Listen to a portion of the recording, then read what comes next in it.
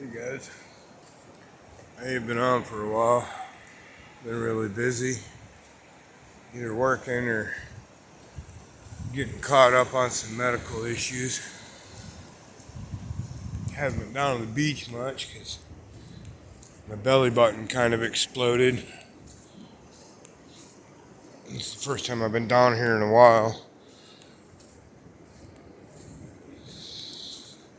A couple weeks probably, unfortunately. I come down to the cliff a lot, sit up there.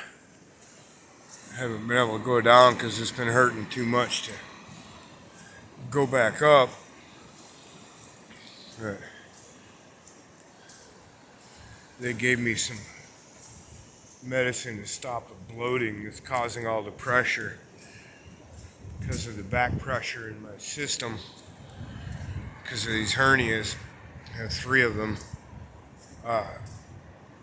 Every time I eat, I bloat really bad because the food spends too much time in my stomach cooking in the acid. And that puts pressure on the hernias, which causes them to strangulate, which is massively painful and uncomfortable. So yeah, no bloating means I can go for a walk now and actually get down here and enjoy myself. Check on the conditions. The last time I was here, these rocks were buried under sand. So I'm rather happy to see that they're not now. I was worried we're never going to get the sand off this beach again, that it's going to be sandy forever, which would really disappoint me. This is more gravel than I've seen down here in about a year and a half right in this area. And this is exactly the kind of shit where I find my agates, crazy fossils, teredo wood, all kinds of groovy shit. Walrus teeth, sea lions teeth. I'm really curious.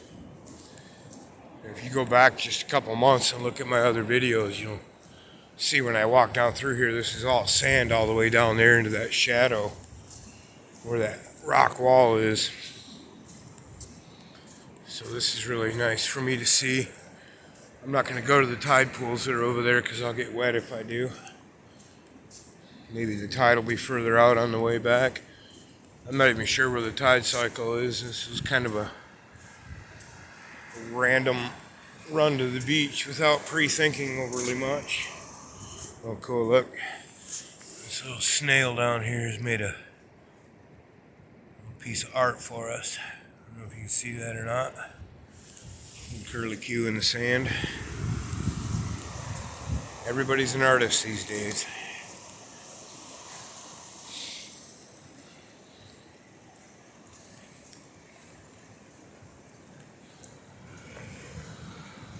Really flat, calm. Waves are like maybe a foot, maybe. Yeah, this is all under sand last time we were down here. Last time I brought you guys down here anyway. So hopefully we can get back to the secret beach, at least in part. We'll at least be able to look down into the secret beach today. Tide's out far enough to do that. I'm not sure if we'll be able to go down there. Depends on how much the sands have shifted. Boy, you just dropped about 4 degrees when we walked into this shadow. It's pretty nice over there in the sunshine. Pretty chilly right here. Okay, I gotta pay less attention to the camera, more attention to my feet here for a minute. Otherwise, they'll end up soggy.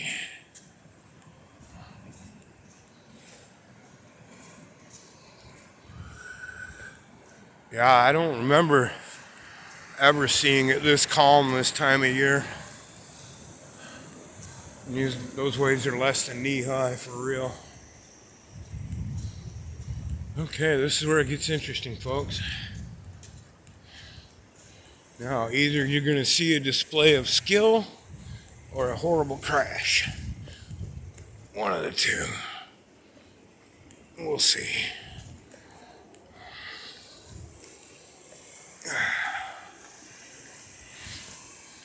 Not quite parkour, but it's no walk across the kitchen either. Whoa, what is this over here?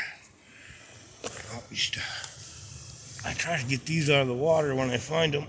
It's a fishing lure.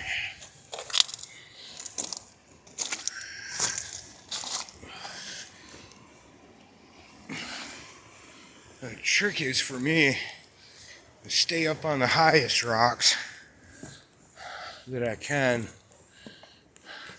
You can see these are, it's not a wide footprint in most places. You're walking like a goat through here. But it takes a fair bit of focus.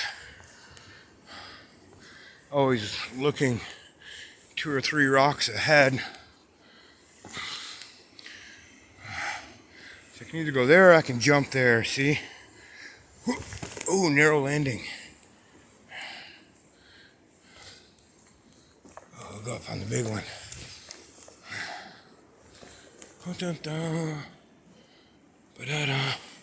Oh yeah, I can see the caves already way more open. Sun still shining on the top of that rock. So I'll look around. I think we'll take this way down. Ooh, it's crazy. That's actually like 15, 20 feet in the air there when you look downhill.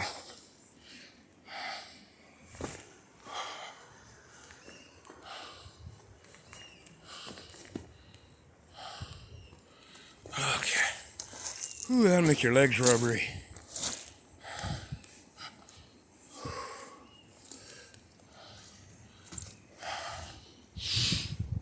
The cool thing is when it's dry out, and this stuff is all like lava, rock,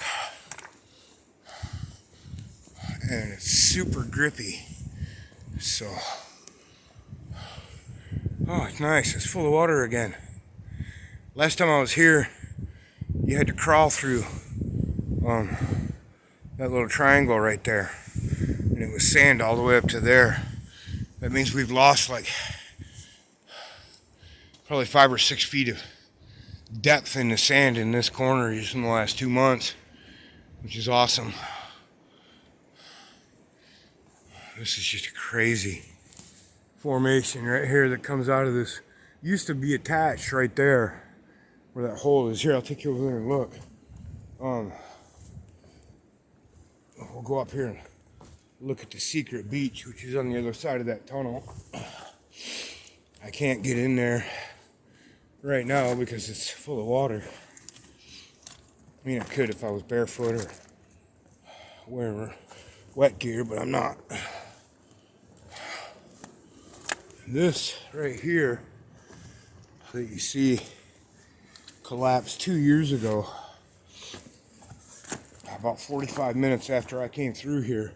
Right through here used to be a tunnel, and you were crawling through the tunnel from here to about here, and you'd come out and here's the little secret beach. The last time I was here, those rocks over there that are in the water were under sand. So this makes me feel good. The sand is washing back off. Let's see if I can. I've made a horrible mistake.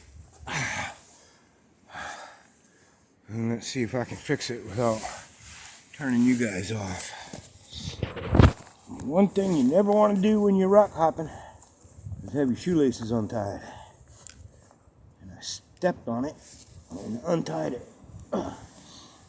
Near disaster. There. Disaster averted. Anyway, this is kind of they can't see you from the beach. And when the tide is all the way out, you can go all the way down in there, and it was sand the other day, but now it's all gravel down there. And that's where I find groovy blue agates and such. And then these rocks will all be covered with sea stars or starfish, whatever you prefer to call them. I usually call them starfish. But when this was a tunnel, these rocks right here weren't here. They were up here. They're there, like in there and up into here. And the waves would come straight up in here. None of these were here. These are all collapsed. And they would shoot out through a hole that's right over here this way. This arc went from here over to the wall there, and the water would shoot. And if you see those shelves over there, the water would spray all the way down there. It was cool.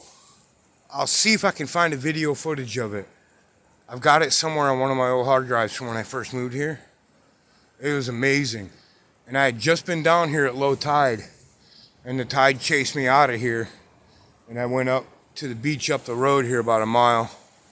And when I came back from that, this was collapsed. Literally 45 minutes after I went through it. And this is also where sometimes you can get up here from in the park. It's about a mile walk from here, uphill, but you can get there. And you'll see sharks right down in here trying to catch the baby grebes and ducks and stuff because they nest on this wall. They learn to fly right here. And if you see that rock right out there at the end, I call that face rock. That's the end for here, but if you see it like I see it, there's a face coming out of that mountain. It's really cool. That's Yaquina Head, by the way. So, yeah, let's get up out of here because this is just hard terrain to even stand around on, and it's already proven itself to be less than stable. Like I said, those rocks I was just standing on used to be attached all the way up there, and you can see that stuff's all loose pack up there. It's just sketchy back here. This part here was still attached till about 4 months ago. It fell out. And here we are. There's Larry the Seagull. And you can see the top of that's devoid of birds now. The grebes have all moved on. Grebes and ducks. And there's another kind of, there's one duck out there in the water I see.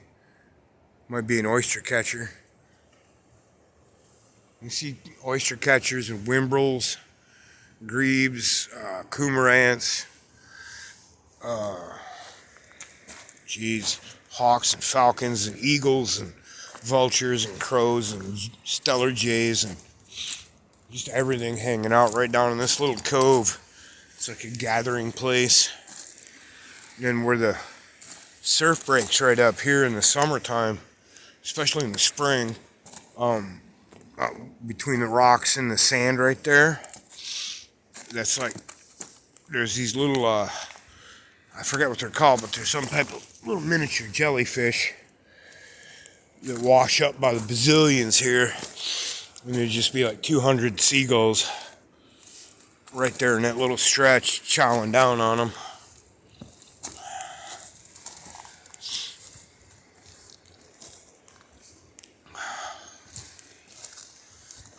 Yeah, see, the alternative to rock hopping is walking in this, I call it Scrabble. It's bigger than gravel, but it's got gravel in it, but it's not really rocks either, except in places like that.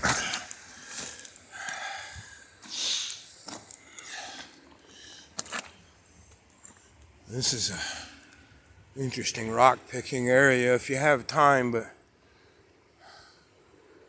you can spend an hour in this little stretch because you really have to be looking close to actually spot anything because everything is so dirty still. But there's another spot not too far from here that I won't show or identify, but there's a whale. It's really old. It's buried in one of these cliffs here, and it's slowly eroding out of the cliff. The locals call the whale Cliffy because he's coming out of the cliff, I suppose. And I've yet to find a piece of them, and I would like to. And to be buried in the cliff, it has to have been from a time when the seas were much, much higher than they are now. There's a lot of this here. This gray, mushy shit, and it gets in your treads and will not get out. And here's what it looks like after it dries out a lot. And that's actual ash from an ancient eruption. It's very clay-like.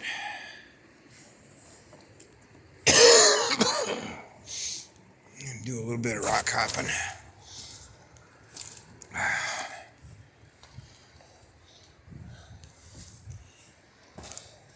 Anyway, haven't shown you guys the beach for a while. It's good to see that the sand is washing away. Cape Foul weather, all shining in the sunshine. Little gulls out there fishing. Beautiful day. Thanks for coming along.